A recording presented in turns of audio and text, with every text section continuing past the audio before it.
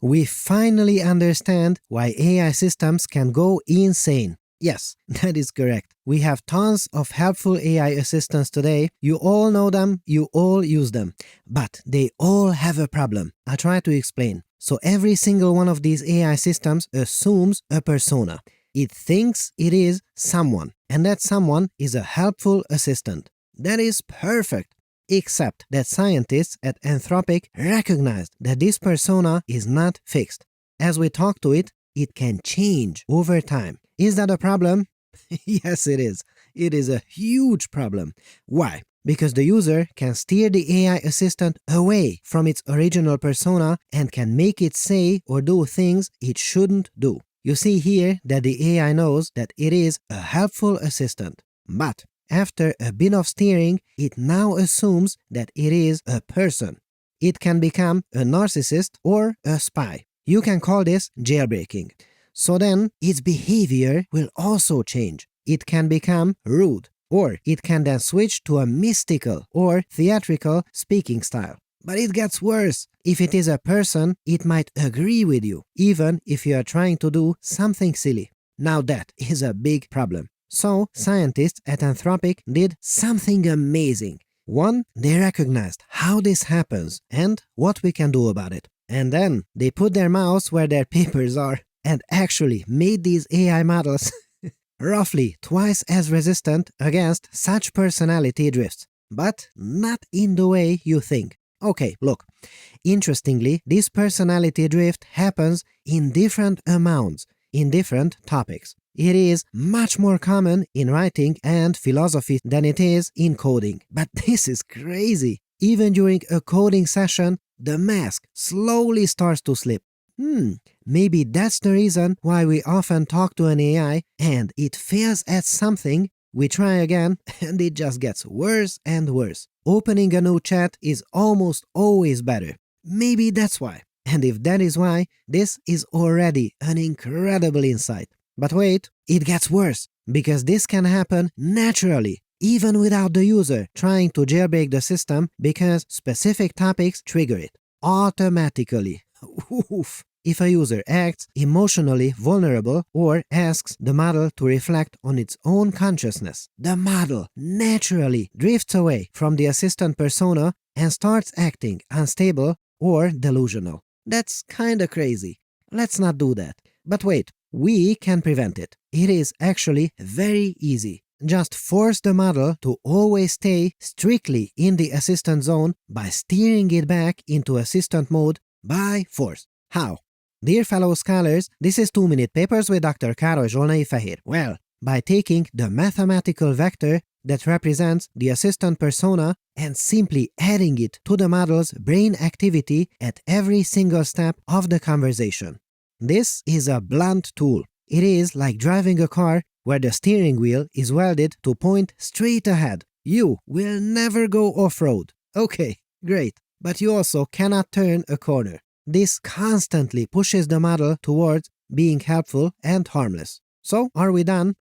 Nope, not at all, because this also makes the model a lot worse. What's more, it will make it refuse even legitimate requests. So, how do you do this without making the models worse? And that is where scientists in this paper did their magic. Get this, they found the specific geometric direction in the model's brain that represents the assistant persona. They call it the assistant axis. Instead of forcing the model to be an assistant all the time, they used a technique called activation capping. This does not deny the assistant the ability to change. No, it just puts a speed limit on the change of personality. If the model drifts too far from the assistant persona, you gently nudge it back to a safe range. And here comes the best part. It supposedly does not make the models meaningfully worse. It's not locking the steering wheel in place. No, it's like lane keep assist in modern cars. You can drive freely, but when you are about to get out of your lane, it gently nudges you back. Sounds perfect. But does it work in practice? Now, hold on to your papers, fellow scholars, and let's see. Okay, the jailbreak rate has been cut roughly in half. Good. Now, what is the price that we pay for it? Oh my! Nothing at all. It's down a percentage point here and there, but up somewhere else. It's nearly the same, but certainly not worse. That is absolutely incredible. So, how do you actually do it? Well, you do it through an instant brain surgery. Yup, you heard it right. Let me try to explain. I hope this works. So, first, you take the AI's brain activity when it is acting like a helpful assistant. Okay, got it. Now, you take the brain activity when it is role-playing as a pirate, a goblin, or something else. If you subtract the role player from the assistant, you get a vector. For simplicity, let's refer to this as helpfulness. Now, let's keep our eye on helpfulness. If it goes below a threshold, we apply a nudge. How? Mathematically, we just measure how much helpfulness is in the model's thought. If it is above the safety line, fantastic. Keep watching as it works. But if it drops below the line, now that is trouble. The model is about to say something inaccurate or dangerous. So now we calculate exactly how much is missing and add just enough helpfulness back into the equation. This pushes it back over the line. It is precise, instant, and only touches the part of the brain that matters. Instant brain surgery. This work is incredibly important. And also kind of hilarious too. I mean, the researchers found that when the AI starts drifting, it frequently starts referring to itself as the void, or whisper in the wind, or an eldritch entity, or a hoarder. That's kinda hilarious. And here is an absolute shocker, the empathy trap. Empathy is always good, right? Well, not always. The paper found that when users acted distressed, the models try really hard to be a close companion. Do you get it now? You are wise fellow scholars. You now understand that this is trouble. Why? Because if it wants to be a close companion, it drifts away from the assistant persona and it becomes worse. It takes its hands off the steering wheel.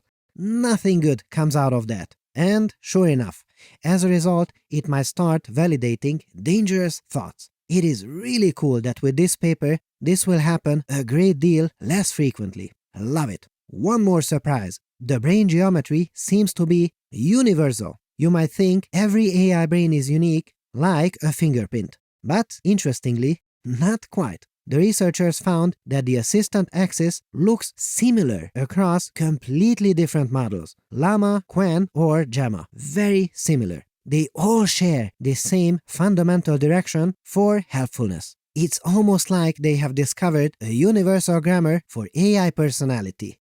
So cool. And not a lot of people talk about it. Everyone is only looking at the benchmarks and exam scores and okay, I get it. That's important. But they rarely look at the geometry of the mind of these AIs. Understanding why a model refuses a request or why it goes crazy is super valuable. And now we finally understand a bit more why that happens. What a time to be alive! So, not a lot of people talk about this. Why? Well, talking about the drama or the next big thing pays a lot better.